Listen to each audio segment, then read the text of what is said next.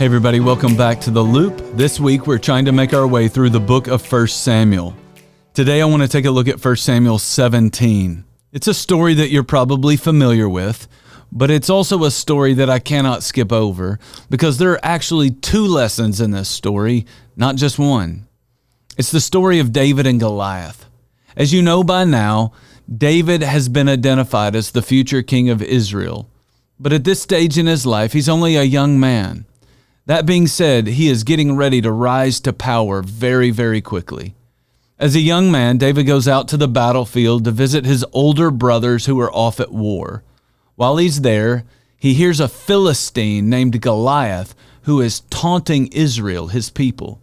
Goliath was a giant of a man, and every soldier in Israel was afraid of him. But not David. David had a faith in God that was bigger than his fear of man. Over the course of your life, you're going to find yourself in many different battles. When those battles come, your faith in God has to be bigger than your fear of anything or anyone. Now, I really do believe that this story is in part about our ability to conquer the giants and win the battles by maintaining a strong faith in God. But I also believe that there is an element in this story that points us to Jesus.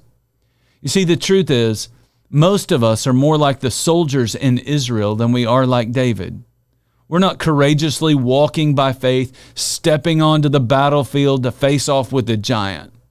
We're more like those soldiers who are hiding from their enemy behind enemy lines.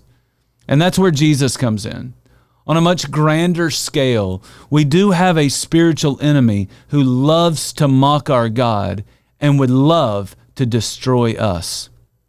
Thankfully, Jesus stepped onto the battlefield to fight that battle.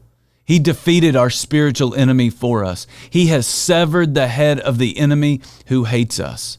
Thanks to Jesus, we can charge boldly ahead because Jesus has won the battle.